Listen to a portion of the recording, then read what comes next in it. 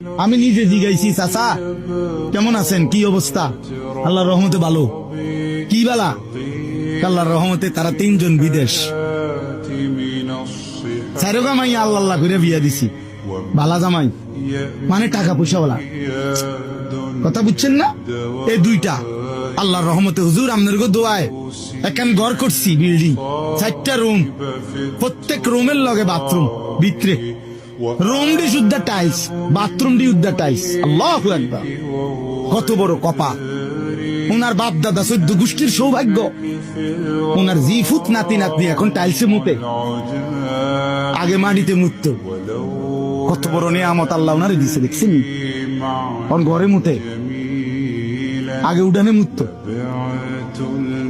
খালাস, দুনিয়া বুঝাই দিল। 3 ছেলে বিদেশ, 4টা মেয়ে বিয়ে দিছে, একটা বিল্ডিং করছে, রাস্তার লগে কদ্দু জায়গা লইছে, ব্যাংকেও কোগা টাকা জমছে। আল্লাহর রহমতে বাজার সদায় খাইয়াটাই আল্লাহর রহমতে আমনগো দোয়ায় 10 জনের দোয়ায় ভালো আছি, আল্লাহ ভালো রাখছি। বাহ বাহ বাহ! খালা এই মুসলমান বলেন না, এই হিসাবের নাম মুসলমান? আমি যদি জিজ্ঞেস করি 3টা ছেলে কি নামাজ পড়ে? 3 ছেলের বউ কি পর্দা করে? মেয়েগুলো যে স্বামীর বাড়িতে ওইখানে পর্দা পুশিদা আছে, সেগুলোর উত্তর কোথায়?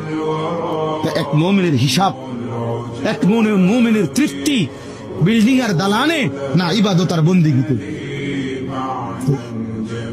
তো মুমিন তো হাসবে সেদিন, সবাই নামাজি হবে যেদিন।